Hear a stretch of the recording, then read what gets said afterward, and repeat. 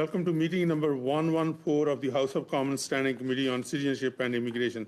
Pursuant to Standing Order 1082 and the motion adopted by the committee on October the 24th, 2024, the committee is commencing its study of the recent reforms to the International Student Program.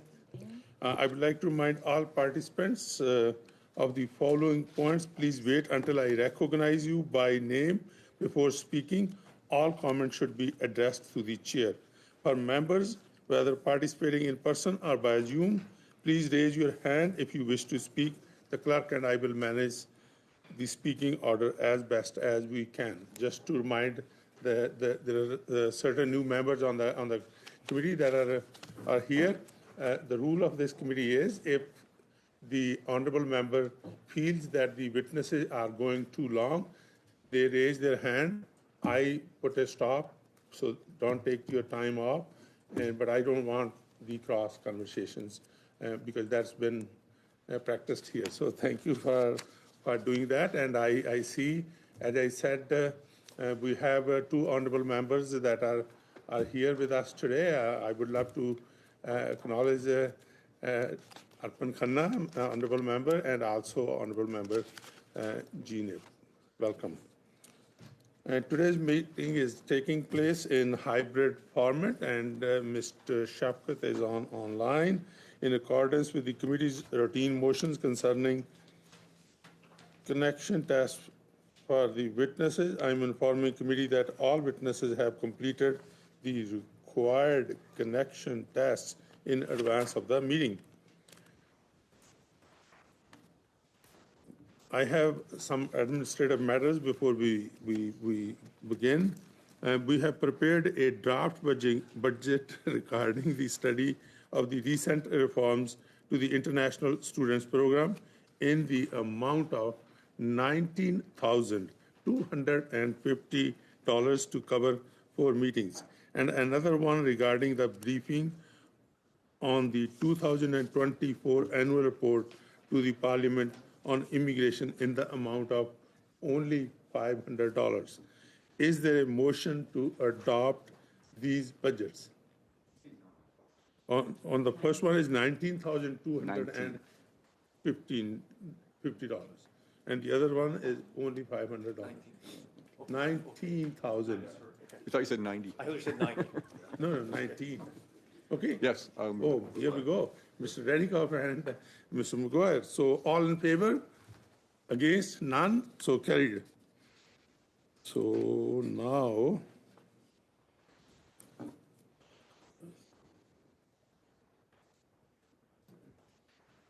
okay, no deadline has been decided by the committee for the submission of the briefs concerning the study of the recent reforms to the International Student Program.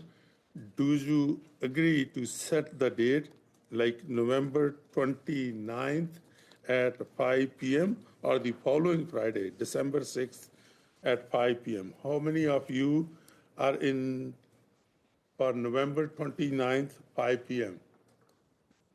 None? December 6th at 5 p.m.? Okay, that seems to be consensus. So the deadline is set to be, Mr. Clerk, December the 6th at 5 p.m. Good. Study of the pension transferability and the access to mandatory provident fund and delays in permanent residence and visas for Hong Kongers. On Tuesday, November the 5th, Clerk distributed calendar of our business until December. On Monday, November the 18th, we have witnesses from IRCC and Finance Canada for the first hour. For the second hour, we scheduled time to give drafting instructions to the analysts. However, as explained earlier, a summary of evidence will not be ready for that day. Would the committee like to give drafting instructions without summary of the evidence? MP Kwan. Thank you very much, Mr. Chair.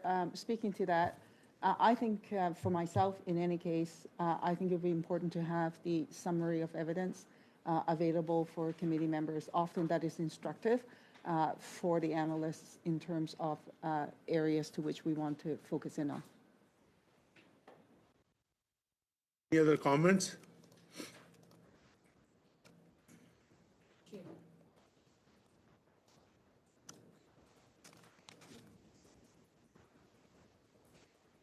So MP Yahid.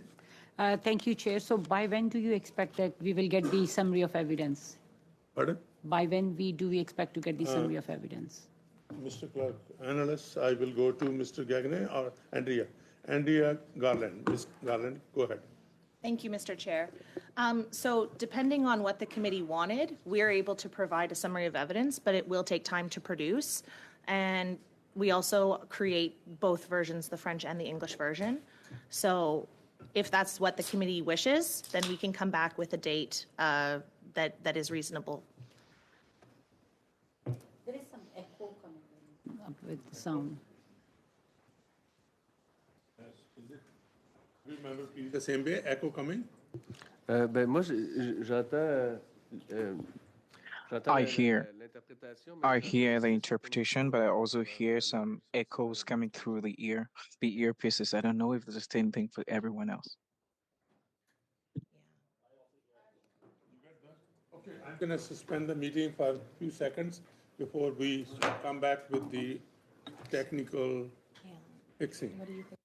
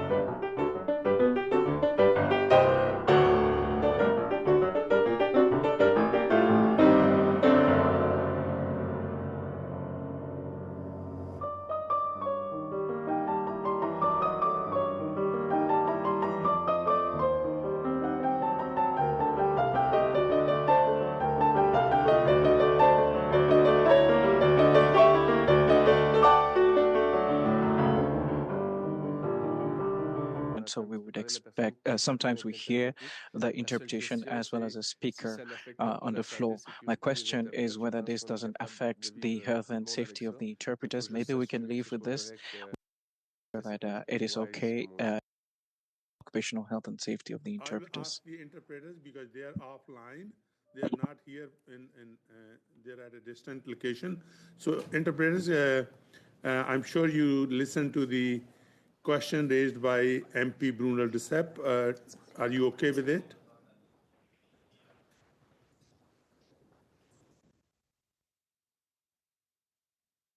Interpreters, I cannot. They okay? Set to go. Okay, it's set to go. I'm going back to, not yet, because they're going to put the date, so then I will go. Because there's no consensus, we will, okay. Andrea, to you, please, Ms. Garland. Thank you, Mr. Chair. We are talking about the summary evidence. I'm still actually stuck on whether or not the device is working. When MP Bruno Duceppe was speaking, there was no translation on my device, but maybe it wasn't meant to be translated, I don't know. But I have no sound coming from it. It is working.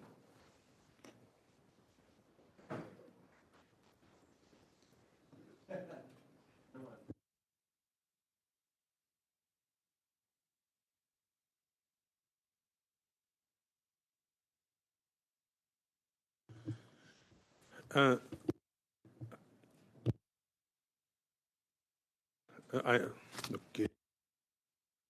This is why I have the other way. This is Sukh Dhaliwal, Member of Parliament, Surrey Newton, and I'm chairing the meeting. I hope everyone can hear. If I can hear it Right. in French. So, Mr. Bruno de Sapp. En 1, 2, 3, nous irons au bois. 4, 5, 6. 1, 2, 3, 1, 2, 3, 1, 2, 3. We will go to the woods and harvest strawberries. 10, 11, 12. They'll all be they'll all be red. Thank you. Okay, everything's good. Now I'm going to give the floor to Miss Garland. Miss Garland, if I was you were in politics, you would love to be called your name that many times.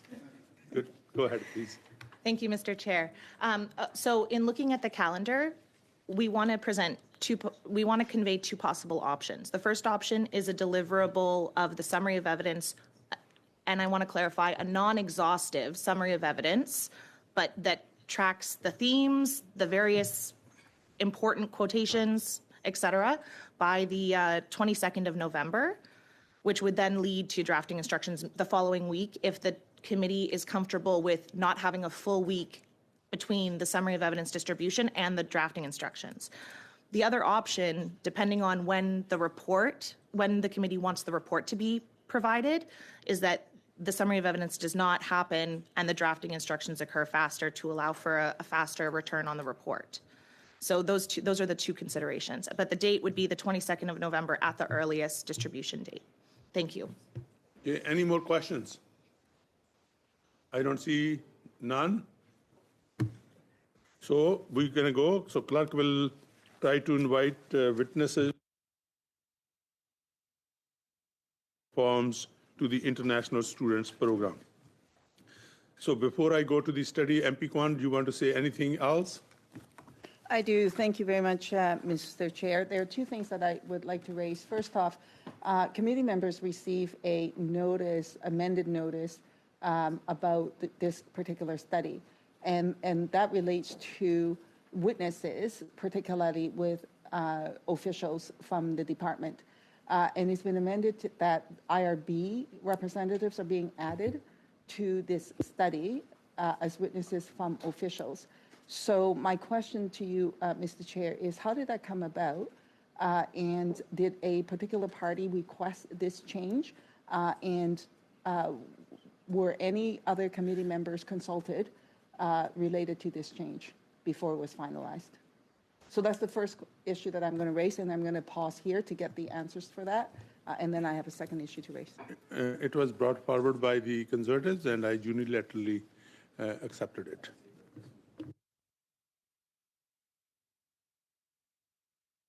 So, and Mr. Chair, so it was brought forward by the Conservatives. Who did you consult by way of committee members with respect to amending that change? Because that's not part of the study with the motion. I don't see much of an issue because, I want to give floor. Mr. Gomez, you want to say something? These devices aren't always easy to use. I don't know, simply, Chair, like IRB officials are paid by the taxpayer. They're just as responsible to parliamentary committees as anybody else. I see no problems with you having added them whatsoever.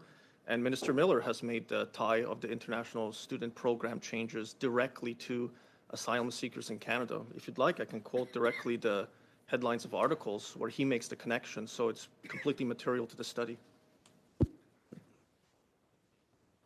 MP Kwan.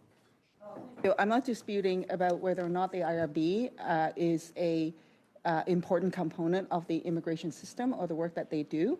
What I'm raising by way of question in the process here is this. We have a specific motion before us. Included in it talked about department officials. There was no mention of IRB officials being invited. So to my second question, Mr. Chair, to which you have not answered, is this. Were any other committee members consulted on that change? Because I wasn't. I did not, and I'm honest about it. And I tell you, to me, it seemed to be an important part of the process. And it should not, because they are non-political members. And the opinion that they will be able to give it here is probably gonna help the committee members, and that's what my thought process was, and that's what my thought process is now. MP Kwan. I'll just close with this comment, Mr. Chair. I think that in the future, if there's such a change, committee members ought to be notified, not just by way of a fait accompli to say that this has been done. This is, in my view, a substantive change. And normally, with respect to this kind of change, with a motion, it should be part of the original motion. If, in fact, that is the wish of the committee to ensure that IRB appears as part of the study to speak to implications related to international students and refugee claims, then it should be explicitly stated in the motion. So I would ask that be exercised in the future. Thank you, MP Kwan. Very well noted, and I will certainly do that, and no issues with whatsoever. So with that, can we start the study? No, and then on a second issue, Mr. Chair, I just want to put on notice the following motion, that in light of the failure of the IRCC special immigration measure to reunite Canadian Gazan family members to facilitate safe and timely exit from the besieged Gaza Strip for family members of Canadians and permanent residents, and pursuant to Standing Order 1082, the committee undertake a study to examine the development and execution of the Government of Canada's special immigration measures to reunite and help bring Canadian Gazan family members to safety, including extended family. That the committee also consider Canada's use of its diplomatic relations to help facilitate the free movement of persons authorized to travel to Canada, and that this study consists of no less than 4 meetings. That the committee consider testimony from affected families as well as Canadian civil society. That the Minister of Immigration, Refugees and Citizenship appear for 1 hour with departmental officials, along with the officials to appear for 1 additional hour. That the Minister of Foreign Affairs appear for 1 hour with departmental officials, along with the officials to appear for 1 additional hour. And further that, pursuant to Standing Order 1081A, the committee ordered the production of all documents and records related to the policy-making considerations that led to the specific dimensions of the temporary public policy that opened on January 9th, 2024, including the 1,000-person cap, the gradual issuance of access codes and delays in receiving codes experienced by many applicants, and the information requested from applicants on additional screening forms. That while respecting Sections 19, Sections 23, and Section 69 of the Access to Information Act, these details be provided within 30 days of the adoption of this motion, and relevant documents are released in full to the public. That the committee report its findings to the House, and that pursuant to Standing Order 109, the government table a comprehensive response to the report. I'm only just tabling this motion at this time, Mr. Chair. Thank you, P. Kwan. So I'm going to go to the study now. I would like to welcome our witnesses for today's meeting, and I want to tell the committee members way in advance that we have the resources available till 1:15 today, and my thought process is that because we took a bit of a time here from the witnesses, it is important to listen to them, and we might go to 1:15. So I would, if any of the members have any difficulty, they can come to me, and know what we call it, motions will be entertained after 1 o'clock if they want to go, one of the members want to leave. And that's the consensus I would need from the committee members. Okay, thank you. In the first hour, Department of Citizenship and Immigration, we have Director General International Students Branch, Ms. May, Senior Director International Student Branch, Ms. Julie Sparks, and from the Immigration and Refugee Board, we have Deputy Chairperson, Refugee Protection Division, Ms. Raula Itrides. Okay, good, at least I was able to spell closer. and also the Director General, Strategic Directions and Corporate Affairs Branch, Ms. Leslie Soper. And I don't see any opening remarks from the panel members. No, that's good. Ms. May has opening. Ms. May has? Yes, Okay, we sorry. do have some So opening if Ms. May has the opening remarks, Mm-hmm. I will give you the floor, Ms. May, for 5 minutes. Please go ahead. Time is yours. Thank you, Chair and honorable members. I want to begin by acknowledging that we're gathered on the traditional and unceded territory of the Algonquin Anishinaabe people. We've been invited here today to discuss reforms made to the International Student Program over the past year. Canada has a long and proud history of welcoming newcomers, including international students. Part of being a welcoming country is ensuring international students are set up for success in Canada.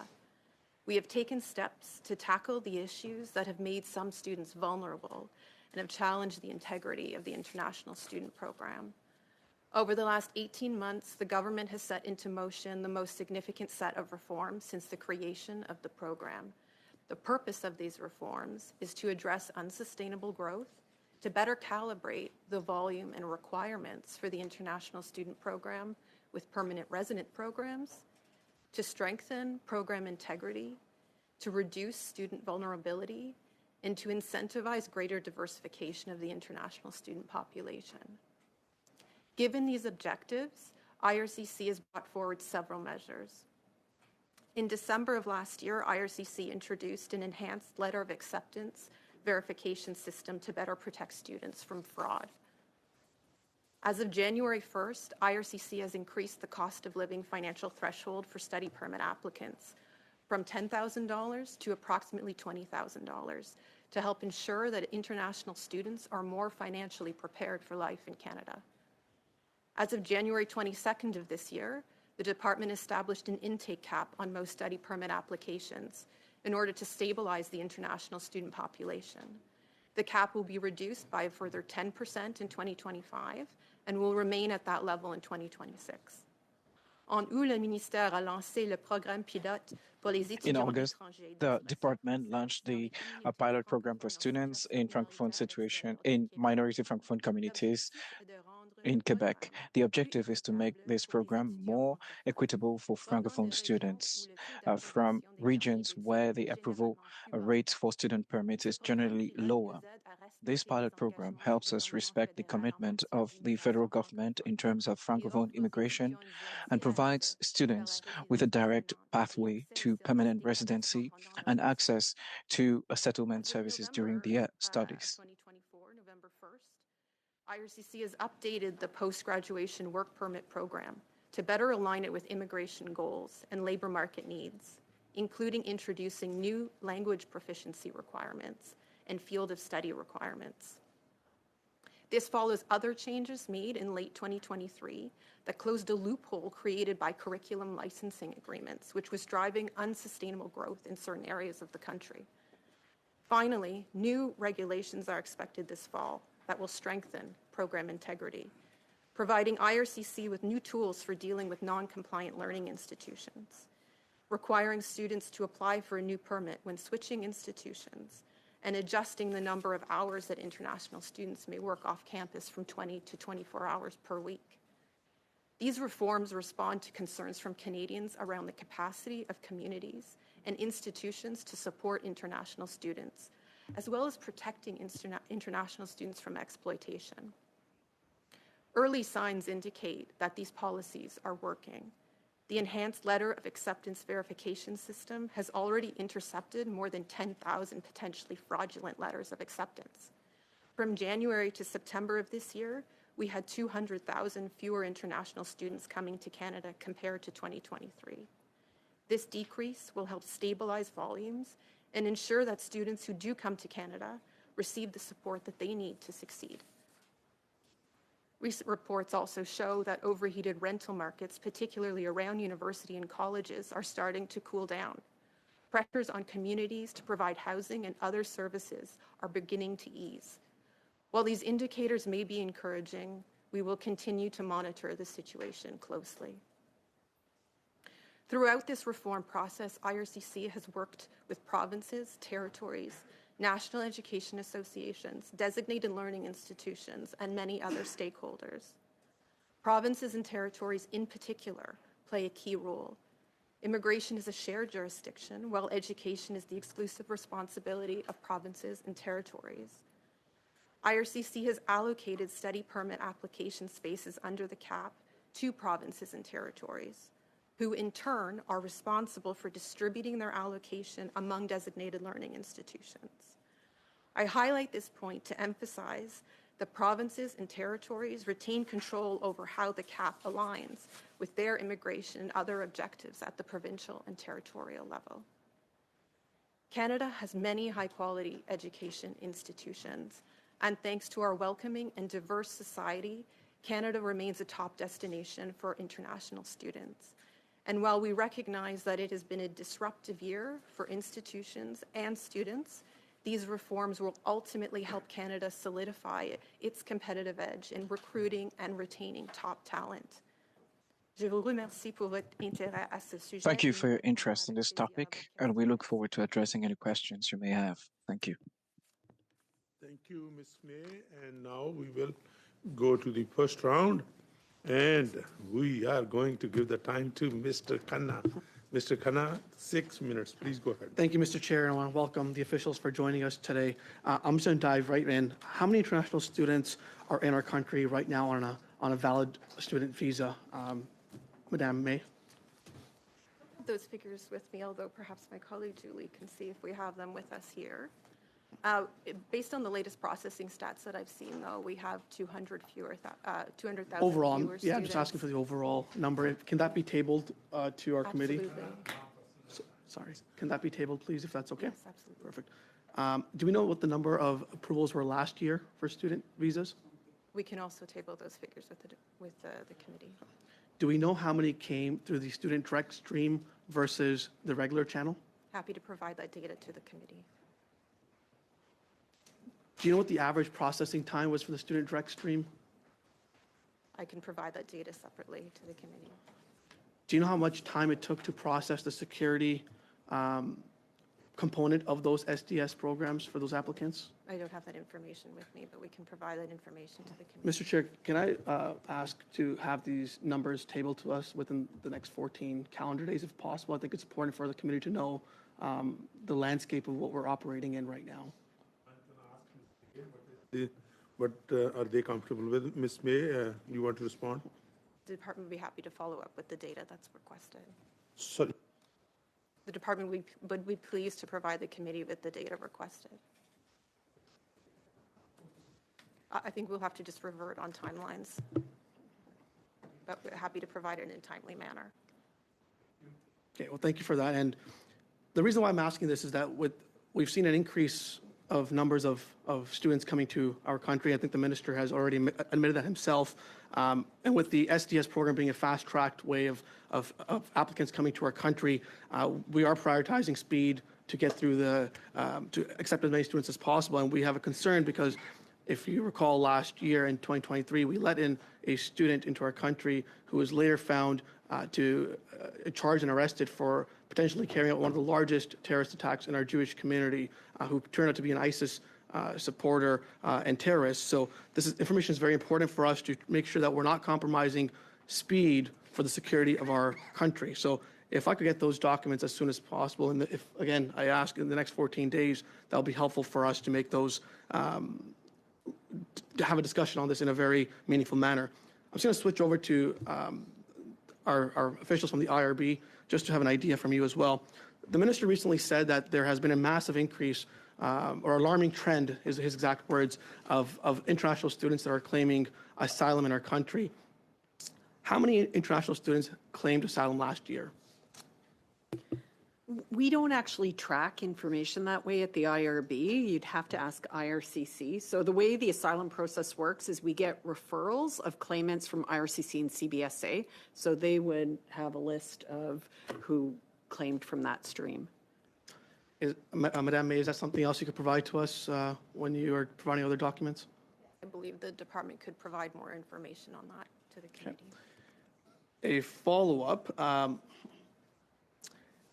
Have you seen an increase in workload for your department since the recent November 1st changes to the international students program that was made by the minister? Have you seen a workload increase? Have you seen increase in referrals to your department? We've consistently we're on track this year to have over 200,000 referrals. So from April 1st to March 31st, we have a fiscal year, it's about 200,000. So it's been consistently high throughout the year. In terms of referrals, there's eligibility processing that happens in the front end before a claim is referred to us. So anecdotally, I don't have a marked increase. We just have had a significant volume for the past year. And is that a normal, significant volume that you've seen in previous years, or just this year you've seen that spike? In the past couple of years, we've seen a significant increase. And during the pandemic, with the border closure, we saw a decrease. But would you agree with the Minister of Immigration when he said that there has been an increase in fraud and abuse and fake claims in the asylum program? Have you seen that in your department?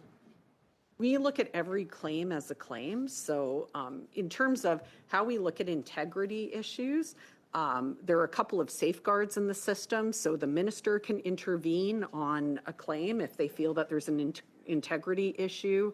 We have the power to send red letters, which signifies there might be an integrity risk on a file as well. But,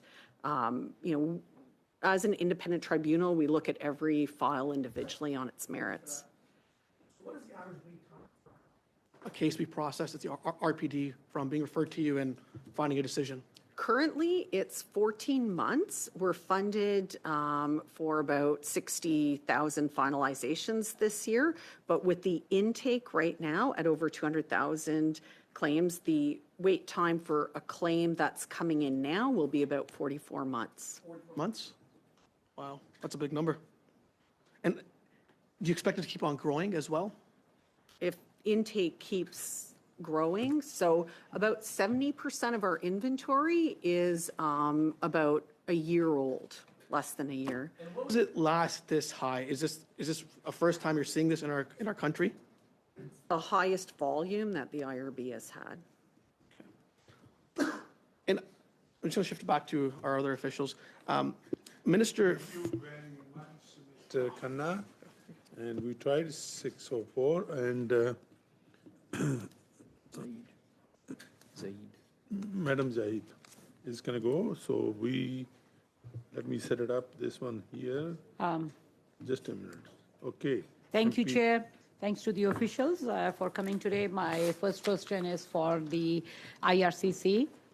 In your communications with the provinces and the territories, have they addressed any plans they have to house the international students being admitted by the designated learning institutions they are responsible for regulating within their own provinces, and to ensure they are not exploited by the unscrupulous employers that pay them under the table or provide unsafe working conditions? So the causes for the causes of the housing supply gap in Canada are many, and international students are among the cohort that's most affected by inadequate housing or lack of access to housing. As part of the way that the cap was designed, the federal government is providing an allocation to provinces and territories, a number of spaces that they can then distribute to learning institutions. And one of the factors that provinces can consider in doing that is looking at community conditions, availability of housing, also the degree to which institutions can provide housing to students in making the decision about which schools should receive a certain number of spaces. So there is latitude for the provinces to be considering that and to making thoughtful decisions about how to distribute the spaces that are available under the cap. How about in your communications with the educational institutions? Have the educational institutions and specifically the private colleges recognize the need to ensure that there is adequate, safe, and suitable housing for the level of students they are asking to admit? And have they outlined plans to ensure that housing will be available for everyone they admit in their institutions? I think it's incumbent on institutions to be recruiting at a level that matches both their ability to provide housing, as well as considering within the community what the availability of housing is. And so I do think it's incumbent on institutions to be moderating their recruitment based on those factors. Like there are a lot of issues we have heard. So are you asking the provinces to ask these questions from the education institutions, or because at the end of the day, provinces are responsible for that, or are you having any communications with those education institutions to ask for that? Absolutely. We're in continuous dialogue with provinces and territories. Not a day goes by that my team and I are not in touch with our provincial and territorial counterparts. We host a table every week where we spend an hour working through issues, problem solving, meeting bilaterally. And one of the issues that is discussed in that forum is housing and many other issues related to student vulnerability and the effective administration of the program. We have similar conversations with national education associations. We have direct communication with the learning institutions. And again, these themes also emerge in our conversations in those meetings. Specifically with regards to the province of Ontario, which has seen a substantial increase in international student admissions, particularly at private colleges, has the province shared any plans it has to address these substantial increases and fulfill its jurisdictional requirement to ensure these are all legitimate institutions providing a quality education and a safe learning environment to students they are charging very high fees to?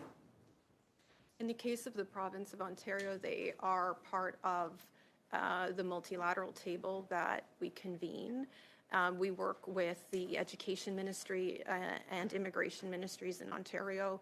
We have bilateral conversations on a regular basis with Ontario. I would say those conversations are constructive. There's not always agreement on the way forward or on all aspects or on every day, but it is a productive conversation that we are having at official level. Further, in regards to that, Minister Miller noted that he gave them ample notice, as reported in the National Post and Toronto Star, to the provinces and the territorial counterparts. And it was reported in the National Post and Toronto Star, and that any suggestion otherwise is, quote, complete garbage, end quote. The minister said, quote, we said quite clearly they need to get their house in order. We spoke specifically about Ontario, that has the largest number of international students, end quote. And in addition to this, the federal government invited provincial counterparts to meetings that they never showed up to. Minister Miller further noted in respect to provinces and territories getting their houses in order that, quote, if that job can't be done, the federal government is prepared to do it, end quote. Well, as I mentioned in my opening remarks, at the federal level, we've taken decisive action. A multi-layered set of reforms have been put in place. But we can't act alone, right? It requires the collaboration with all levels of government and other stakeholders, learning institutions, everybody that has an interest in and responsibility with respect to the post-secondary sector. So, thank you. Thank you, Chair. To the honorable members and the witnesses, this study is to do with the international students that are seeking asylum. And when the department or the IRB responds, and when you are going to give those statistics and numbers, they should be focused on that particular, because our studies otherwise we have to come back to you to figure it out. If you can amalgamate all the asylum seekers in one file, we would not be able to know the students. That's where it is. And now we're going to go to Mr. Brunel Sepp. Please go ahead for 6 minutes. Merci, Monsieur le Président. Thank you, Mr. Chair. In September, Mr. Miller announced that he was going to cap the number of international students coming to Canada. And do you have targets per province?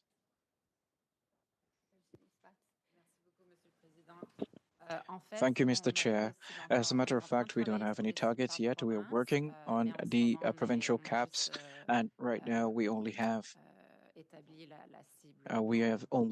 come to cap the pan-Canadian numbers.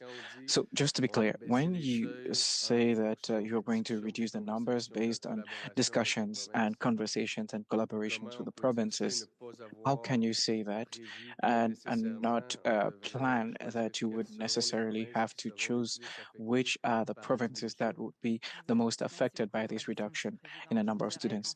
Thank you for your question, Mr. Chair. I'd like to say that we have not yet set caps per province, but we are currently discussing and analyzing in order to determine and finalize these.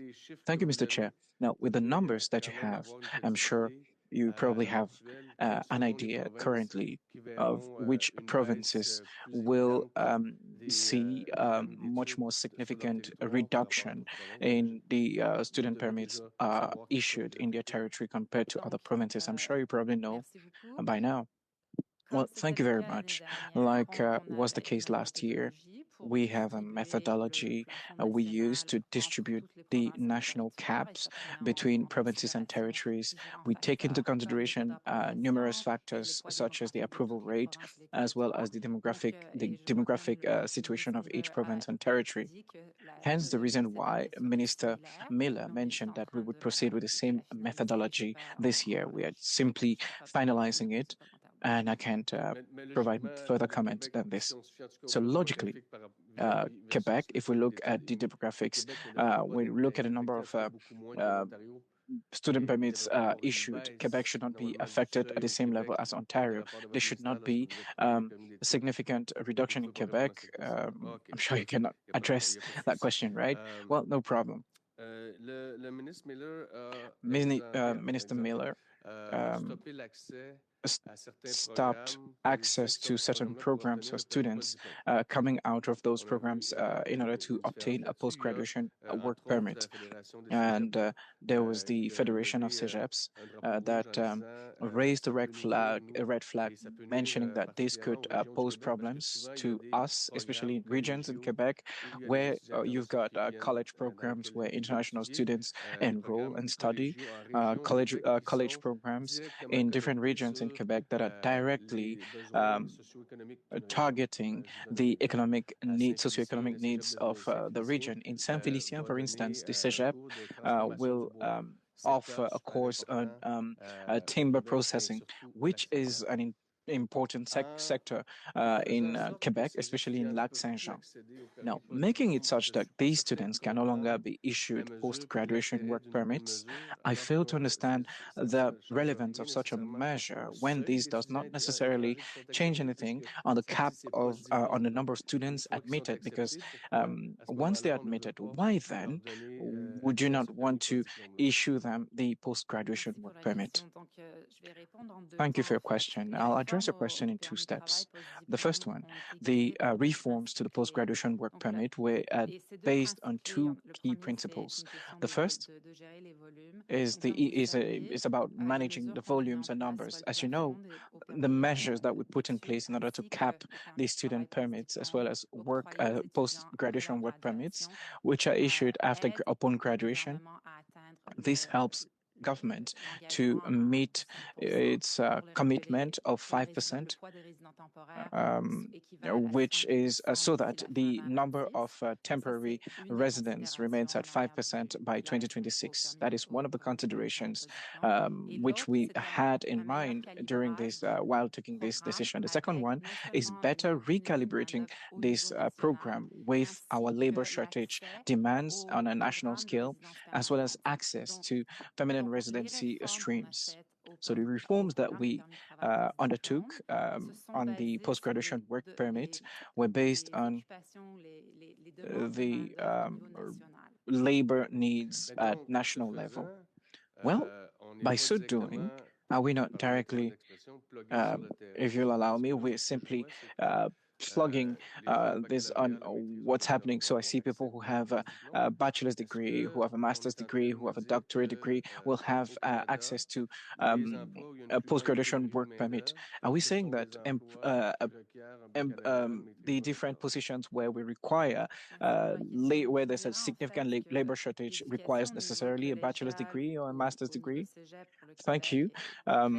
College education, as in CEGEPs in Quebec, have a really important role to play. So, I mean, nobody is contradicting that. Nobody's, the issue is not being questioned here. Well, forgive me, because in your before that, you just mentioned that these exemptions were a thought of based on the labor shortages at national level. But right now, you're telling me that I'm right in the sense that you're saying that college programs train people in the trades where we have a significant labor shortage. I think there's a bit of a contradiction here. Ms. Paz, very briefly. I want to give brief chance to Ms. Paz to respond, if you want to. Donc, je vous dirais que. Well, what I'll say is, like I started responding, college education is really important in addressing labor shortages. Having said this, there's been a significant spike in the number of foreign or international students attending these colleges and CEGEPs, and with the primary objective of recalibrating the numbers, we had to take a measure which may sound drastic, but is all the same necessary. Before we continue the recent reforms to international student program, there is a point of order. Yes. Mr. El-Khoury. Thank you, Mr. President. I would like to make it clear, I believe there is some misunderstanding here. Our study must be focused on the recent reform of the program and not on the asylum claims. Can you illustrate that to the committee, please? Thank you. Thank you, honorable member. The clear purpose of the study here is the recent reforms to the international student program, but every member has a right to ask questions on whichever topic they want to, and I cannot stop them as long as it is out of order. But it is up to the officials. This is why I wanted to make it very clear that this study is only focusing on the student, and particularly I agree with you that this study is focused on the recent reforms to international student program. With that in mind, I'm going to stop the watch, reset it, and can I go to MP Kwan for 6 minutes. Please go ahead. Thank you, Mr. Chair, and thank you to the witnesses for their appearance here today. My first question is to the IRCC officials.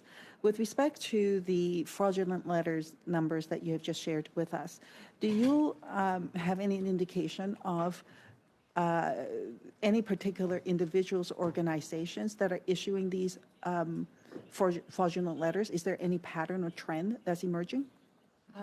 The enhanced letter of acceptance system has been in place now for about 10 months, and so we're in the process of analyzing the data associated with the 10,000 plus letters of acceptance, something we will be paying very close attention to and taking a very close look at. All right. I think it's important to have that analysis, and once that analysis is complete, will you share that information with committee? And when do you expect the analysis? The first round of analysis would be completed? I'll need to revert to the committee at a later point just to confirm when it would be possible to share that information. All right. With respect to that analysis, will the department, aside from looking at patterns of violators, potential groups and organizations that are taking advantage of students with these fraudulent letters on their letters of acceptance, will you be including in that analysis what type of institutions are being utilized for these fraudulent letters, i.e., would it be private institutions versus public institutions, colleges versus universities, and so on? Will that be part of the analysis? It's not always the case that a letter would originate from an institution, so but we would need to look at various possible sources. Maybe I can reframe, because obviously, these are fraudulent letters of acceptance. It wouldn't be issued from the institution themselves. But however, the list of institutions that are being used for the purpose of these fraudulent letters, I would be interested in obtaining information to determine, are they, what percentage, what is the number, are private institutions? And then what's the percentage are public institutions? How many of them are colleges? How many of them are universities and so on? Because that will tell you a very specific set of information that I think is important with respect to trying to tackle fraudulent activities. Completely agreed. That's a very important line of analysis.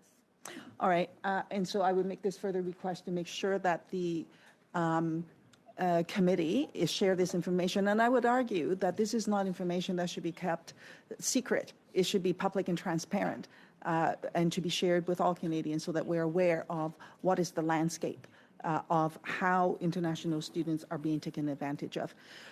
With respect to that analysis, will there be information and data analysis on what countries are being targeted?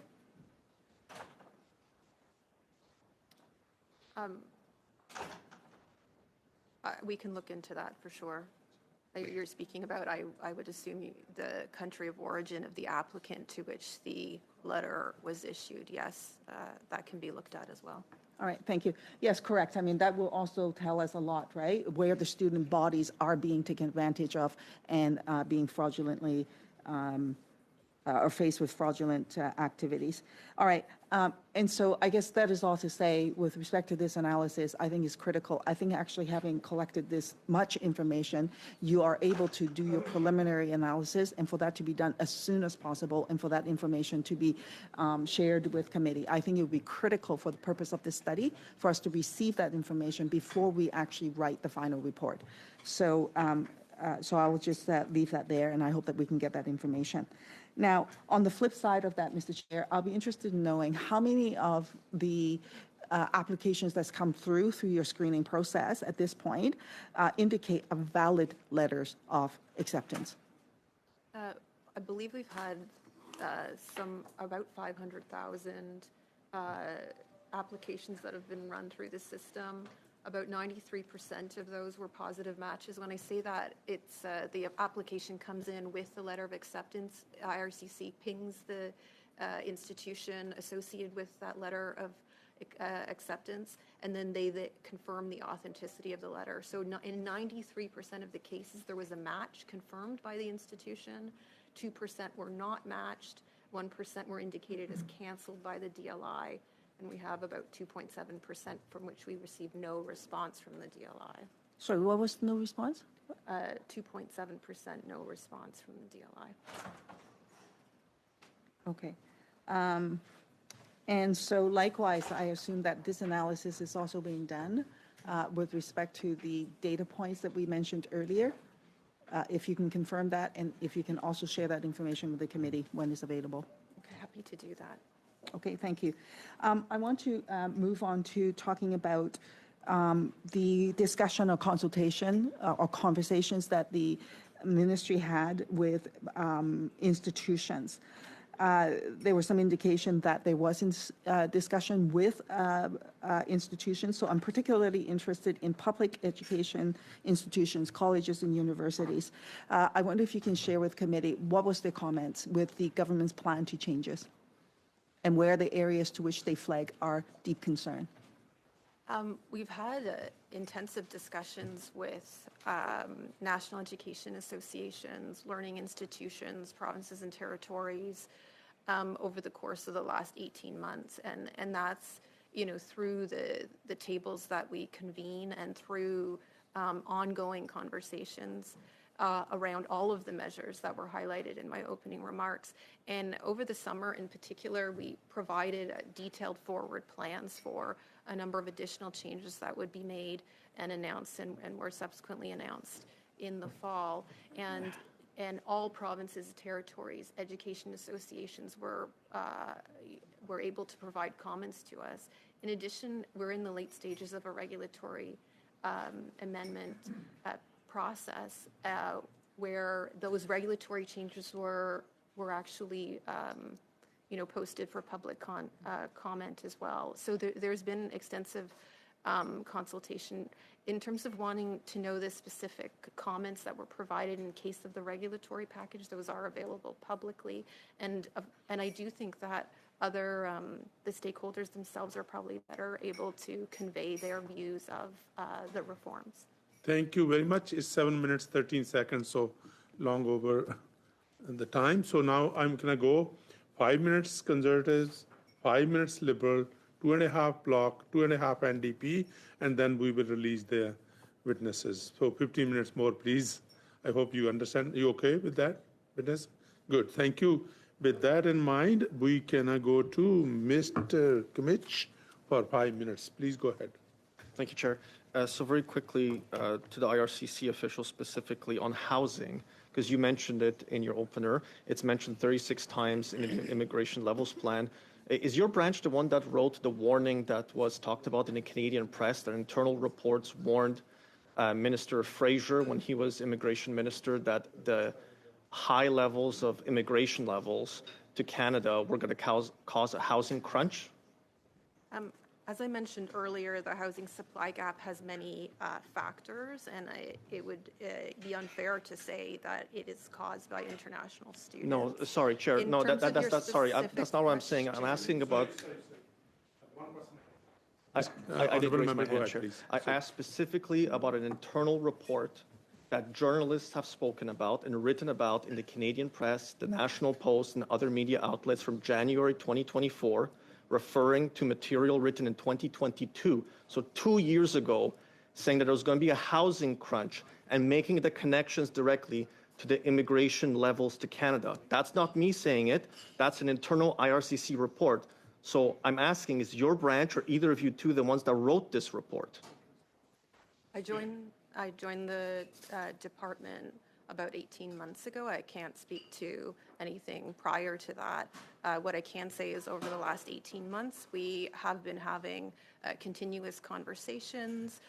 Information has been sought and received by the minister about challenges in the international student program, and that is what has led to the reforms that I summarized. So I'm going to interrupt you there. So I want that internal report because journalists have access to it, and I would like it tabled with this committee in an unredacted format because that is directly what's led to changes in the international student program. Everybody has made that connection. I think all members, especially on the opposition side, are deserving to know what the minister was warned about before he was shuffled out of his portfolio because he had failed and a new minister was put in. So can you make that commitment to file that with this committee? Journalists already have it. This committee doesn't have it. I don't believe I have that report, so I would need to revert to the department and return to the committee with a response. Can we consider that a commitment to provide us with the report? Ms. May, you want to respond? Oh, I had responded. Okay, Chair. I'm going to move on but on housing. Housing starts are now down an extra 15% from last year.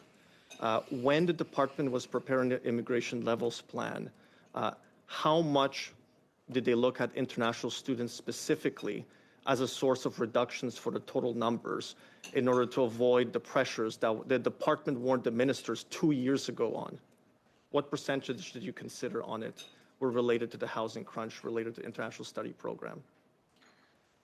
So I'm here today in my capacity as the Director General for the International Students Program. The Levels Plan is led out of another area of the department, so they would be able to provide you more details on what pieces of information. I'm sorry. Okay. I would agree with you, but this Levels Plan has temporary resident numbers now, so it includes your sides as well, and that's the first time it's in there, so it includes your branch of your department is now included in the Levels Plan. That's why I'm asking what total percentage was considered and directly related to housing. So as you've just mentioned, this Levels Plan is the first time that temporary resident volumes have been reflected. And international students do make up the largest share of temporary resident volume. In January of this year, a decision was made on international students to set the level at based on a zero net growth model. So what that meant was that the amount of new study permits that would be approved could not exceed the number of permits that were expiring in this year.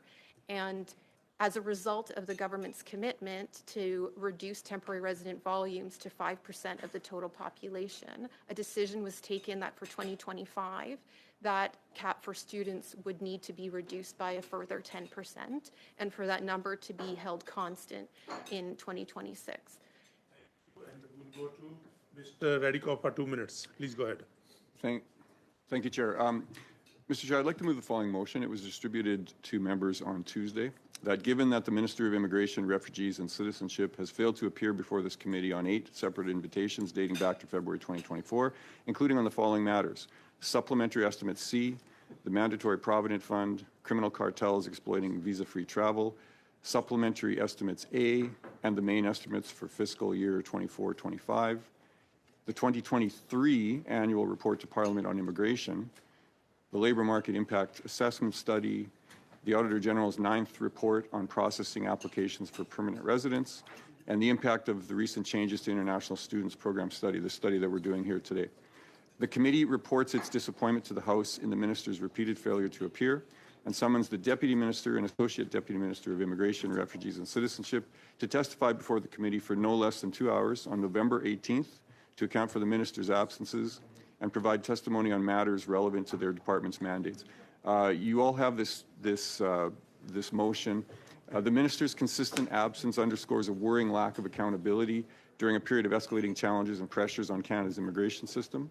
The recent election on Tuesday in the United States could provide further pressure on Canada's immigration system and national security. Just a couple of weeks ago, the Minister tabled the 2024 Annual Report to Parliament on Immigration, ironically a whole year after failing to come to this committee to address the previous 2023 Annual Report. Yes, he does plan to appear on this issue, but it's really concerning because how can we trust this year's report when we weren't able to question him on last year's report? Our concerns as Conservatives over criminal elements potentially exploiting the current immigration system have never left us, and in fact, we have seen through the recent arrival of ISIS terrorists have only been heightened. The failure of the Minister to discuss criminal cartels exploiting visa-free travel is troubling, if not suspicious.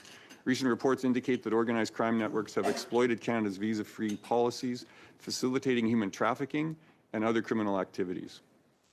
These security concerns necessitate stringent vetting and resource allocation. However, the lack of attention to the main estimates, along with the supplementary estimates, documents that outline the necessary funding for handling this increased immigration pressures, suggest that the Liberal government is unprepared to protect Canadians from these threats. Without appropriate resources, Canada's screening process could become overwhelmed, compromising national security. And the absence of the Minister to address these estimates calls into question the Liberal government's commitment to transparency and accountability. These are necessary. And finally, regarding today's study, international students contribute significantly to Canada's economy, but they need housing, infrastructure, and support services to thrive. To date, the Liberals have demonstrated they have no plan and no way of fixing this issue, and yet the Minister has so far refused to appear to speak to this important issue. My motion to summon the Deputy Minister and Associate Deputy Minister of IRCC reflects a crucial effort to uphold transparency and accountability in light of the Minister's ongoing absences. Canadians deserve a government that is responsive to emerging challenges and dedicated to safeguarding national security. It's time for Mark Miller to come to this committee to provide answers. It's time to bring it home. Thank you. Thank you. Mr. Chang. But please make, because I just want to mention it. I mean, it's totally in order, but I know that Bloc and NDP and Liberals had 5 minutes to 2.5. So basically, if we can keep the discussion short here and go ahead. Thank you, Mr. Chair. I want to thank the member across for the motion, and I would suggest that we go to a vote on this motion. None voting. All in favor? Against? I think the against have it. So against, right? You want to vote? Right? Recorded division. Okay, so we'll record the vote. Mr. Clark will take the vote. Please go ahead. Yes, Mr. Ali, the question is on the motion of moved by Mr. Riddicup. Mr. Ali? Against? Mr. Chang? I vote no. Monsieur El Khoury? Contre. Ms. Yip? No. Ms. Zaid? Against. Mr. Kimmich? For. Mr. McGuire? For. Mr. McLean? For. Mr. Riddicup? For. Monsieur Brunel-Duceppe? Ms. Kwan? I abstain. So the motion is defeated, and we'll go to Liberals for 5 minutes on the recent reforms to international student program. Liberals, we are going to go with Mr. Ali. Mr. Ali, go ahead Thank for you. 5 minutes. Thank you, Chair, and I'd like to thank the witnesses for being here today as we're doing study on the reform, international student reform. My question is to IRCC officials. As international students have been exploited by post-secondary institutions, some post-secondary institutions, particularly in province of Ontario, what specific steps the federal government taking to hold these provinces accountable for lacks of accreditation standards and inadequate support for international students? Ms. May?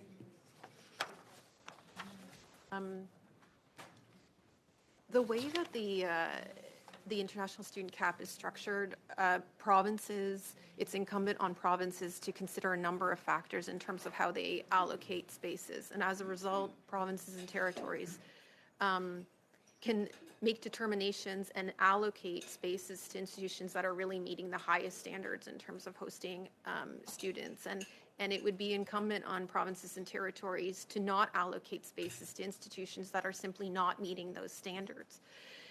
So that is one aspect of it. Federally, we're also in the late stages of regulatory changes that will provide IRCC with additional tools to deal with non-compliant learning institutions. That will give IRCC some new tools, and also for us to work in concert with provinces to deal with institutions that are simply not playing by the rules and not supporting students properly. Thank you.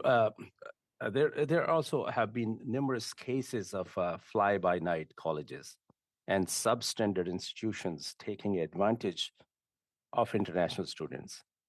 Can you explain the federal government's approach in addressing these concerns, especially since some provinces have failed to implement effective oversight and regulations?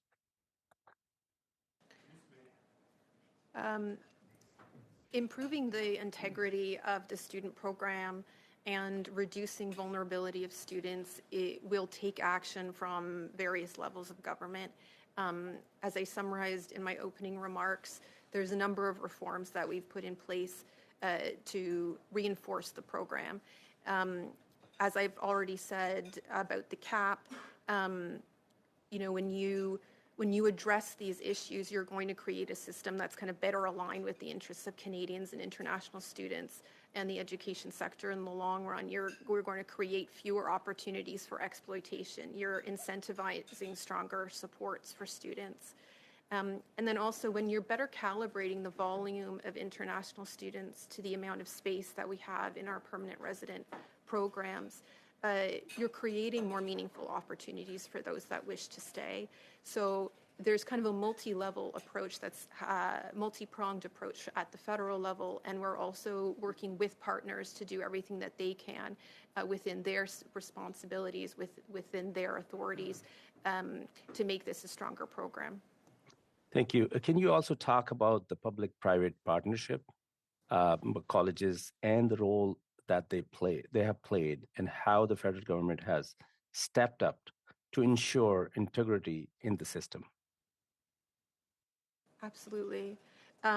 So in December, Minister Miller announced that changes would be made to the post-graduation work permit program, specifically to close a loophole that was causing some unsustainable growth, particularly in certain areas of the country. These were situations where private colleges were delivering the curriculum of public institutions. And as a result of that, students were gaining access to work permits that otherwise were only intended for public institutions. And as a result of the action of closing that particular loophole, that access is no longer available. And that's kind of a very concrete action to address that particular integrity and volume issue. Thanks. As the province is increasingly relying on international students as a major source of revenue, how does the federal government plan to ensure that financial incentives do not overshadow the need to provide adequate support for students, particularly in areas like housing and mental health services? Brief answer, please. Time is almost up. Thank you for the question. There are long-standing underlying funding issues in the post-secondary sector that must be acknowledged, but the reality is that international student tuition and volume cannot continue to compensate for those issues. In 2023, we saw, in that year alone, we saw an increase of about 30% in international student volumes, and that just simply cannot continue. Thank you, and we will go to Mr. Bruno Desep, 2.5 minutes. Please go ahead. Merci, Monsieur le Président. Madame Spat, vous avez Thank dit you, Mr. tantôt, Chair. pardon si j'ai mal prononcé Ma'am, votre nom. Vous avez dit sorry tantôt for que mispronouncing your l'objectif, name. un des You objectifs mentioned principaux earlier that the des objective, one mesures of the sur les main permis objectives postdiplôme qui of s'attardaient au the collège ou au caps cégep, on c'était parce the qu'il y avait eu post-graduation work une permits was due croissance to the fact that incroyable. there Votre was a collègue vient de nous significant dire qu'il y avait une rise. croissance Your colleague carrément just non mentioned that there soutenable. was an Est-ce que vous unsustainable pouvez me increase. dire combien Can you d'étudiants tell me how internationaux many sont international présentement students dans le are réseau de cégep currently au Québec? in the CIGEPs in Quebec, CIGEP networks? Ben, moi, Right je now? l'ai, Madame Spat. I C'est 9 don't have 000. those numbers right now. I have Il y a 9 them 000 right now, étudiants ma'am. It is internationaux dans le réseau de 9,000 cégep international au Québec. students in the Est-ce que vous CIGEP êtes en train de me networks dire in Quebec. Are que you 9 telling 000 me permis that d'études dans 9,000 l'ensemble student des work permis d'études permits canadiens, across all the c'est other une student croissance permits issued incroyable in et non Canada, that this is a soutenable? significant and Vous unsustainable savez, increase? on a, As you very well nous, on prend un point de vue we pan-gouvernemental, adopt a point pan-canadien of quand a on pan-Canadian applique or a C'est la federal réponse que je approach voulais. in our Monsieur le reforms. Président, Thank you. That's the c'est response I combien de wanted, mesures? Mr. C'est qu'on a Chair. mis une mesure en What I've place just heard is that pan-canadienne there's a pour s'attarder à pan-Canadian une measure in croissance place exponentielle pour les in temps order du to collège en address Ontario. an Et ce exponential faisant, growth on in n'a pas réalisé que le Ontario Québec colleges, a and un that by système so doing, d'éducation they did différent not du reste du realize that Canada. Quebec has a Le different réseau des educational cégeps system au from the rest of Québec, Canada. c'est The seulement network of 9 000 CJEPs in étudiants internationaux Canada is only avec la mesure 9,000 postdiplôme international students, Close and to with Coast, the ce qu'on fait, coast-to-coast c'est qu'on nuit aux régions du post-graduation Québec work parce que pour permits, nous, this 10 is harmful techniciens for qui sortent Quebec because for us, du 10 centre de technicians formation de graduating out Saint-Félicien of the en Saint-Félicien transformation du bois, graduation c'est extrêmement important training pour la center région. Ça fait on en sorte timber que nos processing usines is very important fonctionnent. for the region, Et là, and on that me is how dit, our mot pour mot, qu'on ne plants are savait able pas to combien function. il y And avait I've just heard now, d'étudiants word for internationaux word, that we do not know dans le réseau exactly des how many cégeps, of them Monsieur le were in the Président, CEGEP de la network. part Mr. Chair, du on ministère. the part C'est of the franchement department, décevant, this Monsieur le is Président. so disappointed, Mr. Chair, Moi, je suis au so courant. disappointing. Comment se fait-il I que am moi, je suis au aware of courant this. puis le ministère How n'est pas au comes courant I'm que aware seulement and 9 the 000 étudiants department is not aware internationaux that only 9,000 international dans le réseau des students cégeps au Québec, puis in en plus, the on me dit, ben, CGEP nous, on fait des networks mesures across Quebec pan-canadiennes, are there. on se And contrefout un I peu hear du that réseau des cégeps du Québec. these C'est ce qu'on vient de pan-Canadian nous dire, Monsieur measures le and that Président. Je nobody gives suis a un peu damn about outré, the vous situation of permettrez que j'arrête mes CGEPs in questions là. Quebec. Merci. And I'm completely disappointed in this, and you'll allow me to stop my questions here. Thank you. So the time is almost there, 20 seconds. So you want to answer, Mr. Bruno? You want them to respond? No? Okay, thank you. So we will go to MP Kwan for 2.5 minutes. Please go ahead. Thank you. My question actually follows. The reason why I asked about the consultation process is not that I don't know what they said, because I've been meeting with them directly. The question is whether or not the government knows what they're saying. That's what I'm trying to glean at. So to that point, I wonder if you can spend just a little bit of time telling us what is the government's response to the concerns that have been raised, particularly by public colleges and universities. And then second to that, I would also ask for the officials to table the response from the government to the public colleges and institutions. If I may ask, which concern in particular would you like me to address? Actually, all of them. Would you like me to start in one place or in particular? Well, how many have you heard, and what are they? Maybe you can summarize them, and then tell the committee what is your response, what is the government's response, and then to table the rest that you've not been able to cover. More to that, Mr. Speaker, Mr. Chair, because I'm going to run out of time. I would also ask for the officials to table the documentations on the analysis that the government has done on the implications of the changes to the levels plan and the decisions related to international students. What analysis have they done? With respect to those changes, the implications for institutions, for Canada's economy, broken down by provinces and territories, and then communities as well. As we've already just heard from MP Bruno Duceppe, there are implications for Quebec that's different from British Columbia to Ontario, and even with my own province, there are differences with Vancouver versus Cowichan versus Ladysmith or any other smaller communities. What analysis has the government done, and will you table that information for the committee? What I'd say is that, broadly speaking, there is consensus among stakeholders and other levels of government that there is a need for greater volume controls. There is broad understanding and concern over program integrity issues and the vulnerability of students. I would say all partners in this equation are acknowledging those issues. Where there's sometimes disagreement is about the pace of change. The pace of change has been quite rapid. It's been necessary, important work to do, but it will take, it's been a disruptive year and it will take a period of adaptation. Okay, obviously I'm not getting the real answers, but just some talking points. What I would really like is for the officials to table to the committee the detailed breakdown of the concerns that have been heard by categories of institutions, public colleges, public universities, private universities, the different kinds of stakeholders that you have received, and the government's response to those respective concerns that have been raised, and then the analysis that has been done, Mr. Chair. Can I get a confirmation that we can get that information before the committee finalizes this, the writing of this report? Thank you. It's 3 minutes and 15 seconds. I would love to ask Ms. May, you want to respond? We'll take back the request to the department and get back to the committee. Thank you very much. With that, I want to thank the witnesses on behalf of the committee, and we're going to suspend for 5 minutes before we set up the next 5 minutes.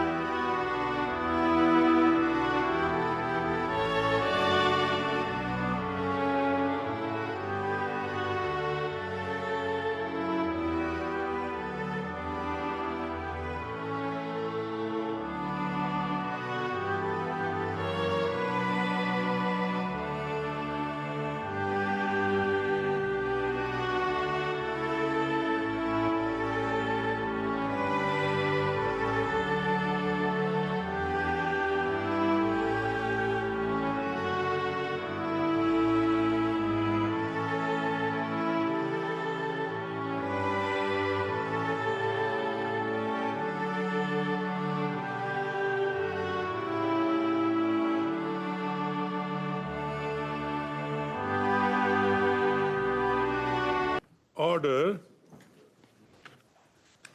So we are resuming with witnesses of the second panel. Welcome back. I would now like to welcome our witnesses for the second panel. As an individual, we have Senior Policy Fellow with Canada Excellence Research Chair Program in Migration and Integration, Naomi Albion. Welcome, Miss Albion. And also we have Professor of Economics. Oh, it's been long since I took that course when I was doing my engineering studies. I know Dr. Michael Scrudur, and you have to go at 1 o'clock because you can teach 300 students. So, honorable members, if you have questions to him, please adjust accordingly. And from the U15 group of Canadian Research Universities, Chief Executive Officer, we have Dr. Chad Gaffield in person here. So welcome, and we will give Dr. Scrood 5 minutes for the opening statements. Please go ahead. Thank you for inviting me. My name is Michael Scrudur. I'm a professor of economics at the University of Waterloo, the director of the Canadian Labour Economics Forum, and the Roger Phillips Scholar of Social Policy and Fellow in Residence at the C.D. Howe Institute. On my website, you'll find my disclosure statement. In it, I state, as a researcher, I deliberately avoid advocacy, as I believe I can contribute more by seeking and disseminating objective evidence than in advancing agendas. For this reason, I have throughout my career declined funding from all organizations with explicit advocacy mandates or private interests. For 20 years, my research has been focused on the economics of Canadian immigration. I come to this research as a Canadian immigrant who deeply values Canada's exceptional record in combining high immigration levels with broad public support for immigration. What explains Canada's exceptionalism? It's not complicated. Canada's geography and non-porous borders enables it to be highly selective in the immigrants it admits. Since 1967, we've relied on a point system that prioritizes skilled workers. The consequence is that the wage suppression effects of immigration are concentrated at the top end of the income distribution, so that immigration tends to, if anything, reduce, not exacerbate economic inequality. In Canada, lower income citizens don't see immigrants as competition, but they see them instead as doctors and professors and scientists who make their lives better. But sadly, what we've seen in recent years is a dismantling of Canada's skilled immigration system, as policymakers have become obsessed with plugging holes in lower skilled labor markets. In March 2016, I received an email from Immigration Minister John McCallum requesting feedback on 6 policy questions. A group of 9 academic economists met with the minister 3 weeks later to discuss his questions, and on May 10th, we sent him a 32-page written response. I think it's safe to say the feedback was never read by any of Mr. McCallum's 3 successors. In rereading the feedback, there's little doubt in my mind that the mess the system finds itself in now could have been avoided if our recommendations had not been ignored. First, we advised against introducing a low-skill component to the express entry system, which is precisely what category-based selection has done. Second, we warned the government to proceed carefully in expanding foreign student admissions in 2-year college programs that are focused on selling immigration, not education. Third, we recommended that the comprehensive ranking system for prioritizing economic class immigrants include as criteria both applicants' field of study and the post-secondary institution from which they graduated. To anyone who believes federal government policy is not responsible for the explosive growth in foreign student admissions that we've seen, I recommend comparing the federal government's 2014 and 2019 International Education Strategy reports. What you'll see is an unambiguous shift in focus from attracting and retaining the, quote, best and brightest to, quote, diversifying foreign students' fields, levels, and locations of study.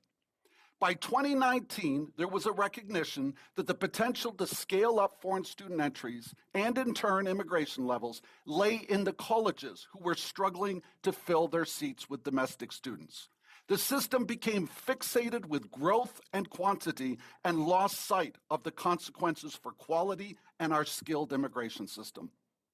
For the past decade, Canadian voters have been told by their federal government that significant increases in immigration levels would be a tonic for Canada's sluggish economic growth. For academic economists who study immigration and understand how economies work, this narrative might have felt good, but it wasn't true. We warned the government, but nobody likes a cold shower, and we were ignored. We are seeing the consequences now. Thank you again for the invitation, and I'm happy to take questions. Very much, and we will now go to Dr. Gayfield. Please go ahead. Monsieur le Président, et bonjour à tous les membres du Thank you, comité. Mr. Chair, and good morning to members of the committee, and thank you for the invitation to appear here. The country's leading research universities. Through graduate programs and research activities, U15 members educate 60% of all graduate students in Canada, including 70% of all international doctoral students. These students go on to contribute across the private, public, and nonprofit sectors across the country, while also enhancing Canada's connections around the world. I want to start by speaking to all current and prospective international students who may be watching today. U15 universities deeply value the promise and perspectives you bring to our campuses. You remain welcome at our universities. We strongly believe in your potential to help Canada and the world build a better future, and we recognize and applaud the foundational contributions that previous generations of international students have made to Canada. At the same time, we are deeply concerned about how recent changes to the immigration and study permit policies, such as delays in study permit processing, a freeze on permit issuance, and the imposition of caps on study permits, have created significant immediate negative consequences as well as continuing uncertainty. These changes have disrupted international student recruitment, weakened Canada's global reputation, and deterred top talent from choosing to study in Canada. Despite the fact that leading research universities like ours have managed international recruitment wisely and responsibly, our campuses are acutely feeling the impact of these policy shifts, as they directly affect our capacity to attract and retain highly qualified international students. We understand completely that Canadians were rightly concerned about unrestricted increases in international students at some post-secondary institutions, and how these increases resulted in additional pressure on housing, healthcare, and other aspects of community life. For example, we know that the number of international students at public colleges in Canada increased by over 265% in just a decade. In contrast, leading research universities have helped build Canada's international reputation by maintaining high standards of excellence for admission, as well as providing wraparound support for international students. U15 universities have seen only modest growth in international enrollments, averaging less than 7% a year over the last decade. Moreover, all of our universities offer housing services, provide access to counseling services, and offer language supports. We have developed best practices when it comes to recruitment, retention, and support for international students. The result is that in Ontario, for example, international students at the 6 U15 universities make up on average 20% of the full-time student body. That average compares to almost 47% of students who are international at Ontario's 24 public colleges. The wise and responsible efforts of research universities provide real benefits to all Canadians.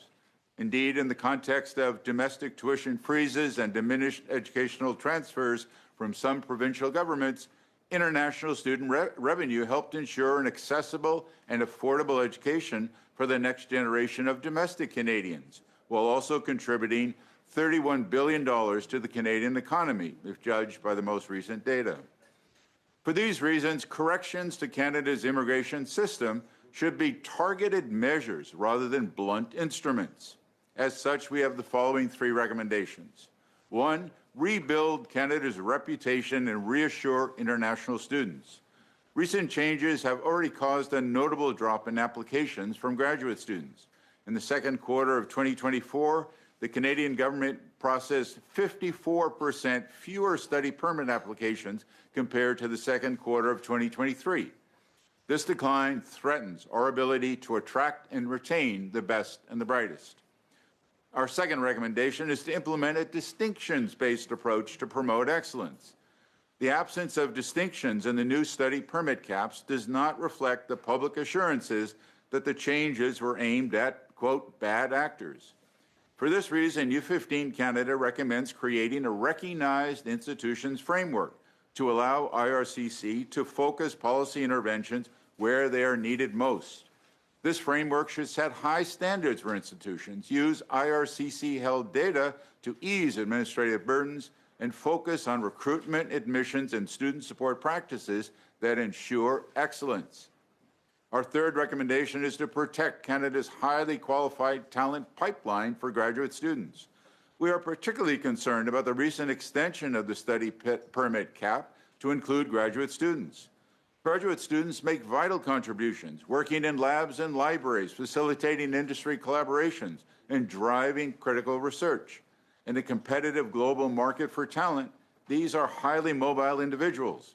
We urge the government to reconsider this policy, at least by exempting doctoral students who play a fundamental role in Canada's success. Overall, Canada must send a clear message that we welcome the best and brightest from around the world to help make a better future. Many thanks, and I look forward to our discussion. Thank you, Mr. Gupfield. Now we will go to Madam Alboim for 5 minutes. Please go ahead.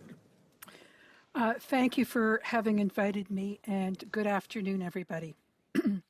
I will focus today on some unintended impacts of the changes to the International Student Program, the importance of federal-provincial collaboration, and how to ensure the long-term sustainability and success of the program. First, unintended impacts. Canada's reputation as a consistent, predictable provider of excellent education opportunities for international students has been hurt and will need to be addressed. Many international students are choosing to go elsewhere, as evidenced by post-secondary institutions receiving fewer applications than even their reduced allocations would allow. Canada's rationale for cutting back on both permanent and temporary immigration could feed into anti-immigrant sentiment, unfairly blaming migrants and immigrants for housing shortages, access to health care, and other systemic problems. Reductions of international students creates an immediate financial impact on educational institutions, local communities, and employers. Some will adapt, others will not. This will affect the domestic population. Restricting access to postgraduate and spousal work permits will discourage mature student applicants and limit their labor market participation. reductions of 60% in federal economic programs and 50% in provincial pathways to permanent residence will have a significant impact on both current and prospective students interested in applying to Canada and staying here.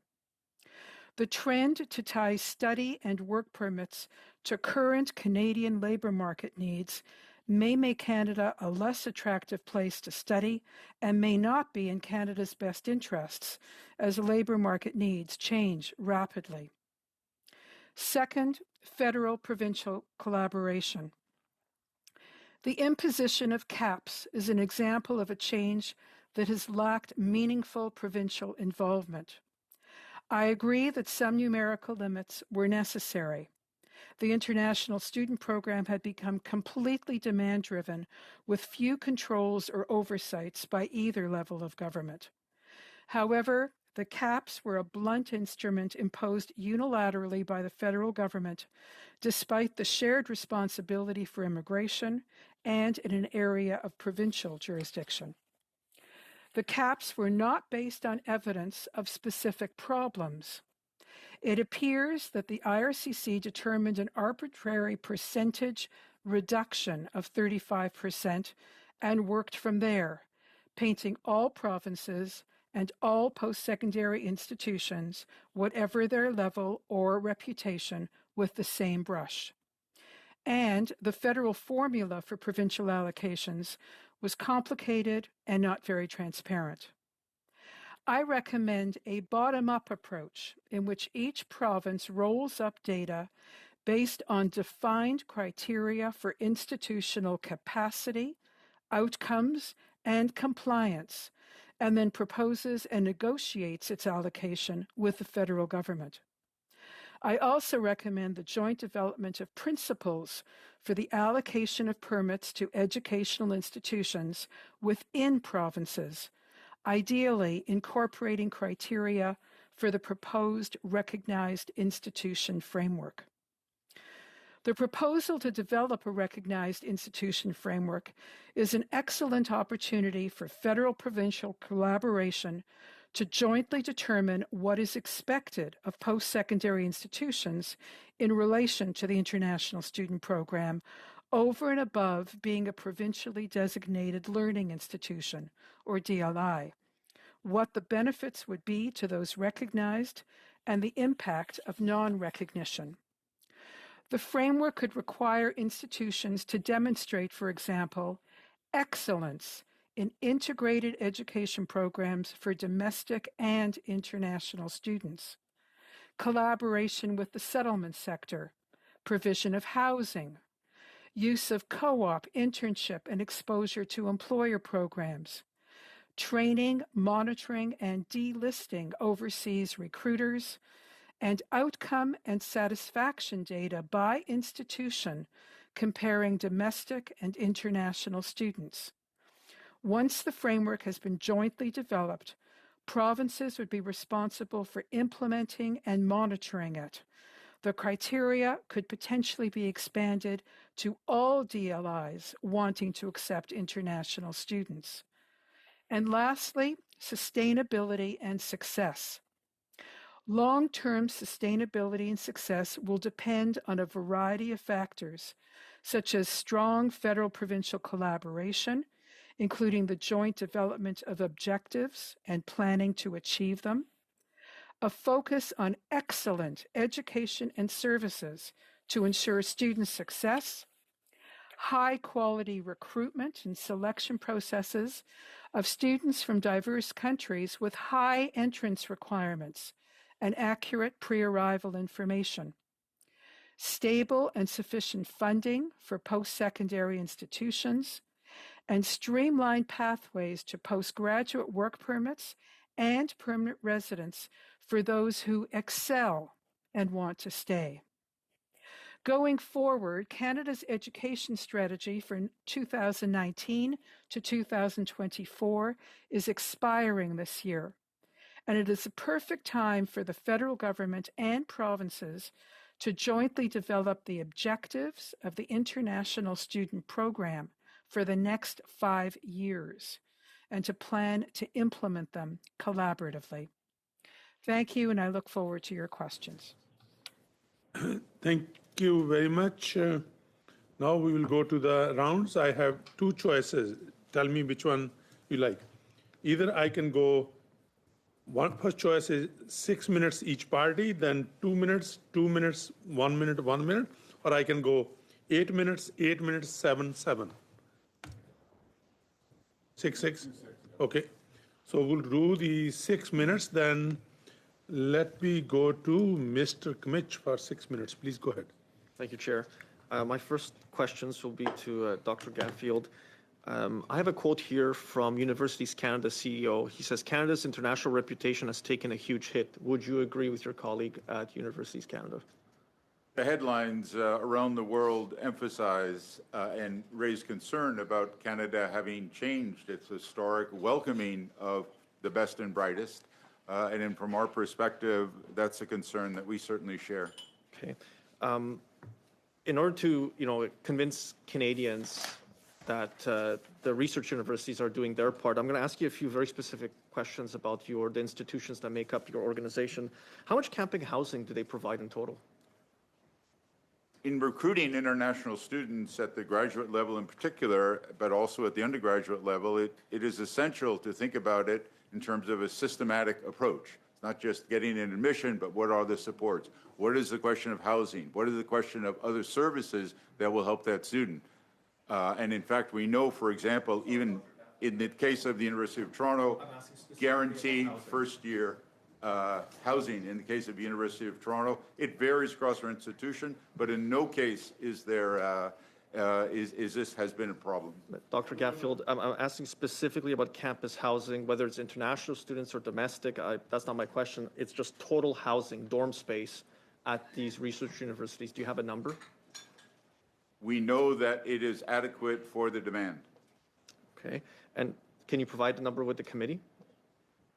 We don't collect that information at our association. So how do you know that it's meeting the demand? Because we just had a meeting of our executive heads, and it's clear that they reported that it is. So verbally they reported to you, and you're reporting it here. How much do U15s then spend? How much do U15s spend on housing as a percentage of your total budgets? We don't collect that information, but it's readily available. That's all public information. So how would you know that it's sufficient? We could help your staff provide that. That's in terms wonderful. of their ability to recruit. But provide it to the committee, please, so that we could better understand. Then I was going to go back to the question of reputational harm. When the government announced its early changes, were you consulted? No. On the grad cap that was introduced in September, were you consulted? No. Well, we fed in early on to say that that was absolutely, for us, unjustified. Okay, thank you for that. My next questions are for Professor Scudderud, Chair. So I specifically, Professor, I wanted to ask you, I don't know if you were able to listen to some of the testimony provided by the Immigration Refugee Board, but I'll give you a few quotes from the minister just to give you time to think here. The immigration minister said that the system is out of control, and then he was quoted as saying in an article September 22nd, 2024, that there was an, quote, alarming trend of more international students claiming asylum. And you had written about in the past that international students were being made to pay exorbitant tuition premiums in Canadian college programs. And you reflected on whether there was value that they were obtaining an education versus the value of getting a spot to compete for permanent residency in Canada. You then noted that 130,000 former international students would now be on temporary visas with no realistic prospect of permanent residency. Seeing the numbers at the Immigration Refugee Board, the total volume of backlog is over 250,000 as of the end of October. It was 218,000 at the end of July, which is a 32,000 backlog increase in the last 2 months. Do you have any concerns? Can you maybe expand on what you were saying originally about these 130,000 international students who have no prospects of getting permanent residency in Canada? Professor Scudderud. Yeah, so I have a lot to say about that. Before I do that, though, I just want to make sure, is it okay for me to leave at 1 o'clock? My understanding was this meeting would be over at 1. I got to go teach a class. Am I going to get in trouble if I take off? No problem. You can take off. Okay, good. So the question, all along, this concern about the exploding population, the NPR population, my worry has not been first order about housing or youth unemployment. It has been that it's been very clear in the data. I'm on a TVO interview, I think from 2 years ago, drawing attention to this. What we had was a bulging population of non-permanent residents who are seeking a pathway to permanent residency. It was growing much faster than the permanent residency population could, or the new permanent residence caps could possibly absorb them. So the writing has been on the wall for very long that this is not sustainable. That what is going inevitably to happen is that people have come here under a reasonable expectation that they are going to be able to make a transition to PR status, and they're not going to be able to do that now. And what's going to happen is their visas are going to expire. And unfortunately, there's a huge data problem behind this, and that is that Statistics Canada, the way that we count the population is we assume when the visa expires, they've left. So the data might show that the population is stabilizing, but we don't even know if they, because we don't track exits in this country in the data. So Professor Scudderud, I was going to follow up on that. So seeing the increasing number of persons applying for asylum, you noted that 130,000 international students that have no realistic path to PR. What do you think will happen then in the future? And you've been, warning the ministry for at least 2 years publicly, and that TVO interview, which I also saw, warning publicly that the decisions made by the previous immigration ministers were going to lead to a moment like this, with this large bulge in population of non-permanent residents, having no choices, being unjustly put in a very difficult position. So can you just expand on what you think will happen in the coming months? Professor, brief answer, time is up. Go ahead, if brief answer is fine. Oh, sorry. So, I'm not into predicting these things. For me, I look at the data and I just respond. I interpret the data. That's what I do. I'm trying to forecast the future. I don't know. But I'll tell you, I don't think it's true that 130,000 NPRs are going to stay. I think that's hyperbolic. I definitely don't think that's accurate. We don't know what the number is. And IRCC doesn't know what the number is. Nobody knows what the number is, because the reality is, of course, we don't know the intentions of migrants. We have no idea. They're making incredibly difficult decisions under a world in which there's incredible uncertainty. The whole system has no transparency or predictability anymore. As I said, the skilled system that was transparent has been dismantled. Thank you very much, Professor. I know you can go at 1, so it's over 7 minutes. So I'm going to go to Mr. Chang. Mr. Chang, go ahead for 6 minutes, please. Thank you, Mr. Chair. Could I ask one question of Professor Mikkel before he leaves?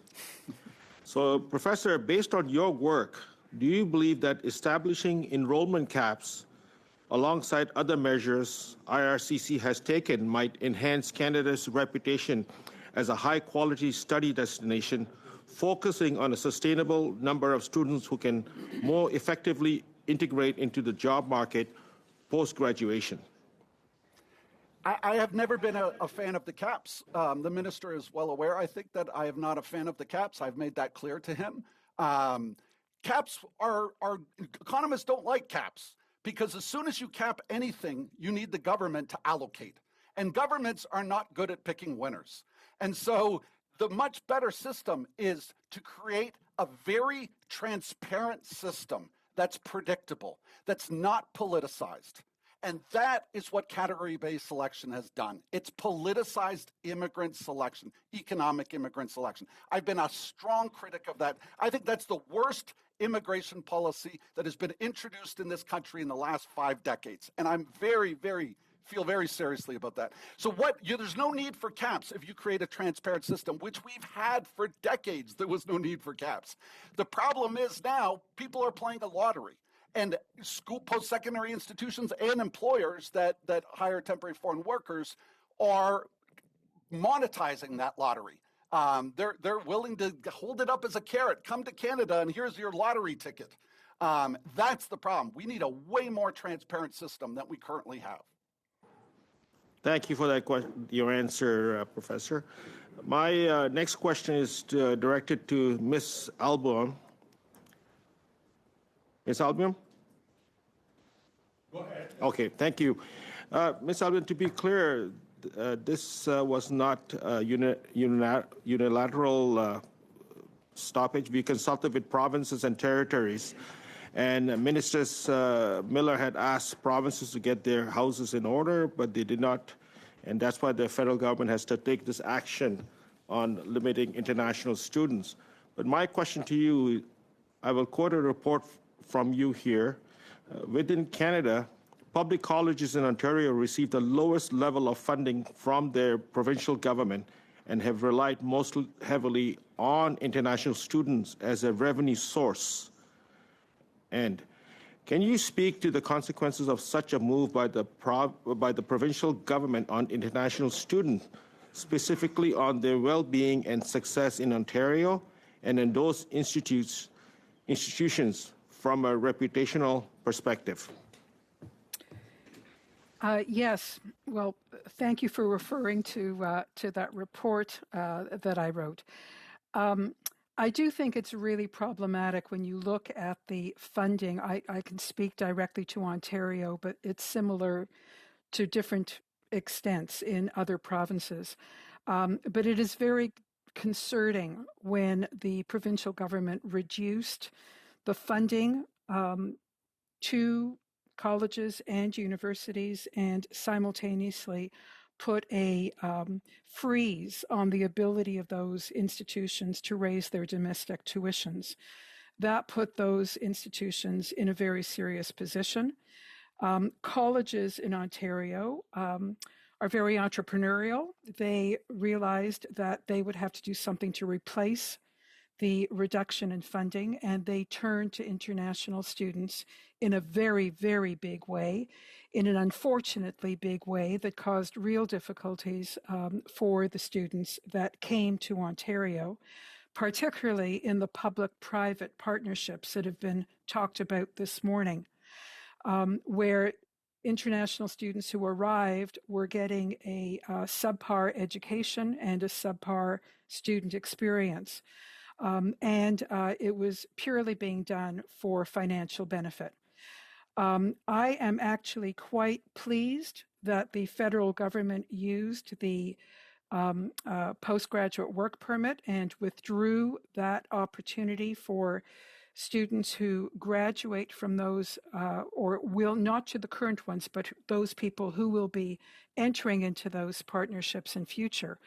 Into those schools in future, that in itself has reduced and dramatically the number of students who are choosing to enter those colleges that were providing subpar education, and will have the biggest impact, I think, on, students have followed this and they know that they're not going to be able to stay to work post-graduation, and they are voting with their feet. They are not going to those colleges.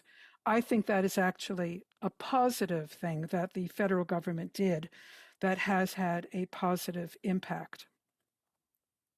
Thank you. I have a question for Dr. Gaffield. As the CEO of U15, how do you think the recent federal measures could encourage a more responsible approach to international student recruitment by universities and provinces, helping to ensure that the benefits of international students are fully realized without compromising the quality of our system? This is the key question and why we are proposing the Responsible Institutions Framework, because institutions that have the capacity to provide for students, to have a full approach in terms of admission, retention, and support for international students, obviously should be promoted by Canada as at the heart of our research and innovation ecosystem, the type of talent that Canada needs to thrive in the 21st century, and it has been historically one of the great successes of making a strong Canada. Thank you so much. Time is up. Thank you, Chair. We'll go to Mr. Bruno de Sepp, and then I'll go to MP Kwan, and that will end the meeting. So, Mr. Bruno de Sepp, please go ahead. Merci, Monsieur le Président. Thank you, Mr. Chair. Thank you to the witnesses appearing for this very important study. I would just like to remind us the topic of the motion that someone's here, us here today. We want to know the current and future impacts of the recent measures from Minister Miller. And that is what really concerns me. And Mr. Garfield, maybe you can inform the committee of the future impacts, especially in terms of the research programs from your institution. Thank you very much. In fact, the measures that really affect Canada's situation, if Canada truly wants to have a future as a real future, we need an ecosystem for research that is based on talent, that is based on people who are highly skilled and who can truly take the economy and other segments of the society where we want to go. And what we see in our major institutions is that they are playing a role in driving the entire ecosystem. We work with universities, smaller universities, as well as a certain number of colleges. But together, this creates a whole research and innovation infrastructure. But talent needs to be at the core of all of this.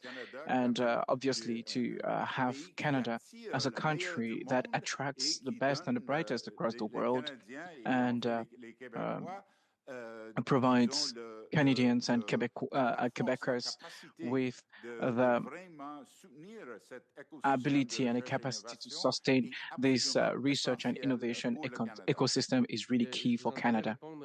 Well, I heard you respond earlier to a question from my colleague, Mr. Kimmich. You were not consulted before implementing this measure, and I talked to people from the Réseau d'Université du Québec and the Federation of CEGEPs, etc. They were not consulted. So the stakeholders on the field, from what I get, is that before putting in place these measures, the minister and his colleagues at the department did not consult the stakeholders on the ground and the institutions that are hardest hit by these measures. And the question which I put to a previous panel, which was here from the department, do you think that these measures are more of improvisation with shadow, so-called consultations with people? Do you think that pan-Canadian measures with the different realities in the school systems across Canada, don't you think that we should rather adapt ourselves to these rather than applying the same measures across board? Thank you for your question. There are two aspects which are really key here. The first one, obviously, Canada is really a country with rich diversity. We have traditions and we have and this makes our strength across Canada, and it's important to grasp the different realities nationwide in order to feed that into federal policies. And there's a good example to this. We created, in order to manage the portfolio for the safety of research, we created a working group comprised of representatives like myself. I was co-chair of this working group with our government partners, and we worked together in order to develop policy and see how we can put these measures in place in order to truly reflect the strengths and the different realities across Canada, and this is working. And I think today we can say that we have the policies we need, and we've developed the required approaches in order to handle this portfolio for Canada's good.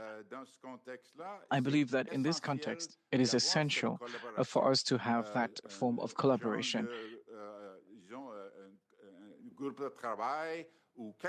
For instance, having a working group or some mechanism that allows us to be able to better understand the different complexities of this particular issue and to arrive at salient results. In fact, maybe, and you tell me if I'm mistaken here, maybe having a consultation table where different provincial and territorial and federal authorities will sit at this table with different representatives of universities and colleges. This would be important to do before announcing such measures. Yes, of course, and a key component here would be people working on the ground in universities, people managing university institutions, and who have the knowledge base that is required in order to feed into these discussions at federal level. This is why U15 Canada was set up in order to work on programs and federal initiatives in order to feed into the research and help streamline and facilitate these programs and policies. And I believe that we have what it takes in order to develop sound policies and avoid what we're currently witnessing. Oh, 30 seconds. Thank God. I mean, maybe, Ms. Alboim, I do not ask you any questions. Maybe you can tell us what are the future impacts, the most significant ones that we would witness as a result of these measures that were recently announced by Minister Miller. I'm going to answer in English, if you don't mind. I did talk about some of the impacts in terms of reputation, in terms of public attitudes, in terms of the immediate financial impact on our institutions of reduced numbers of students and impact on local communities and employers, both in terms of labor markets and in terms of spending power in local communities. I think I agree with the other witness who talked about having one sort of blunt instrument for colleges, undergraduate programs, graduate programs doesn't really work. They serve very different purposes, and there should be different approaches to those various levels of education. And I think dealing with them all will have a negative impact on all, because one size does not fit all in this particular circumstance. Thank you very much. It's over 7 minutes. So I'll go to MP Kwan. Please go ahead. Thank you very much, Mr. Chair, and thank you to the witnesses for their excellent presentation. What we're seeing, of course, is that the federal government responding to the housing crisis that, frankly, successive Liberal Conservative governments created, and then the first go-to is to blame outsiders. And who are they blaming? International students. They blame migrant workers, they're blaming immigrants, and on down the line.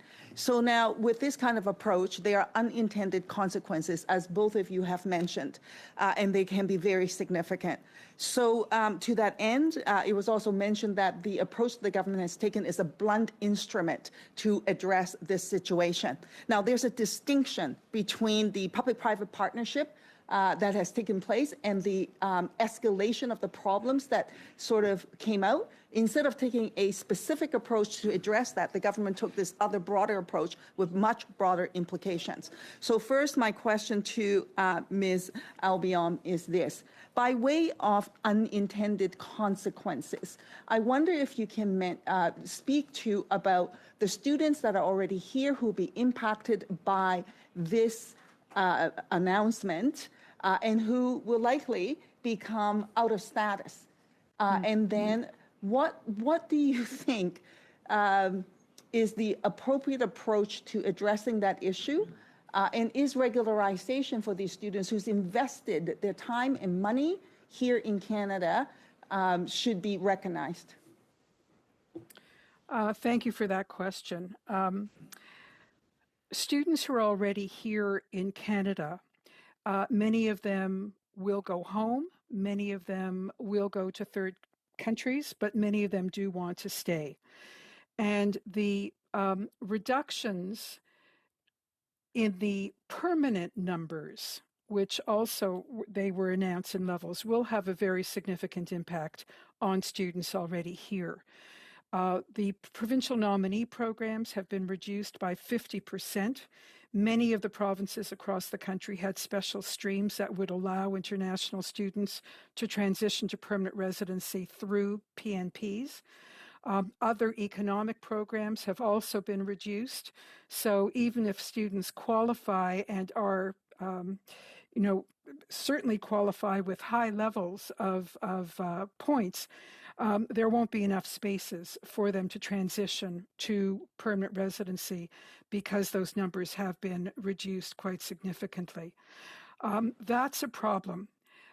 Even in terms of the international students themselves who are here now, who aren't necessarily looking for permanent residency yet, or have made up their mind or want to get some work experience before they go back to their home countries. The eligibility criteria for postgraduate work permits is in fact being restricted. So many of them will not be able to continue to work. They cannot get their PGWPs extended or renewed. And the tightening on the TFW permits is also being restricted. So I do think that there is a possibility that many current international students will have no legal avenues to remain in Canada, and that will create a difficulty. Well, thank you very much. And then to that end, the question is, should the government actually entertain a regularization scheme for people that are already here, who's already contributed? So I'm going to park that question for you to think about, Ms. Albion. In the meantime, I'm going to go to Mr. Garfield. Thank you so much for your testimony. The one thing around housing is this. You indicated that universities has built-in systems to address the housing needs of international students. Now, back in the day, I came from the provincial arena. There was a program where the province, the federal government, and the universities or colleges, institutions would actually create housing in a partnership to address housing needs, not just for international students, but for domestic students as well. Would you support the call for the federal government to bring back a program that divides, let's say, the funding in a one-third kind of split, one-third institution, one-third province, one-third federal government, to create a plan in developing housing to meet the needs of students, international students, as well as domestic students?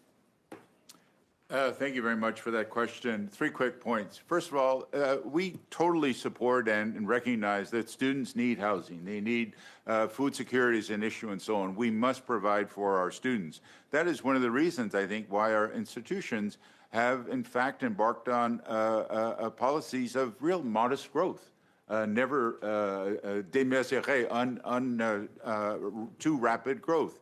To ensure that they're able to keep pace. And third, along the lines of what you're saying, there have been really ingenious and effective ways to try to do this. I know, for example, some of our universities have bought hotels in partnership sometime and so on to provide extra space. And I'm not aware of the program that you speak, but I do think that we need, universities have been good in being open to that sort of program. All right, thank you. I have very little time left. And so what I'm gathering is that we support a federal provincial institution housing initiative to address student needs. That's what I'm hearing. Back to Ms. Albion on the question about regularization. Maybe just a quick short answer.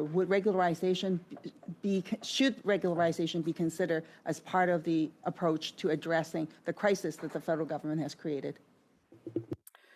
I have written about the need for a regularization program in Canada, and I think that it would be in the best interest of Canada to implement a regularization program for the many people who have been here and fallen out of status as a result of all kinds of things, including changes to programs in midstream after they have arrived. I would not suggest a regularization program purely for students. I would recognize a regularization program in which students would be eligible, and if they met the criteria of the regularization program, they would be eligible as well. very much. Almost 7 minutes now, MP Kwan. Thank So- you. Mr. Chair, before you adjourn, though, could I just make this as a broad request to the witnesses? Because we're always limited for time, and if they have additional documentations that they wish to share or recommendations to which they wish to share with the committee, for them to submit it. And particularly, I'm interested in unintended consequences and what those implications are, and of course, what action the government should take to address them. Thank you to the witnesses on behalf of the committee. I appreciate that. And thank you to the sports staff, analysts, clerk, and the interpreters. With that, meeting is adjourned.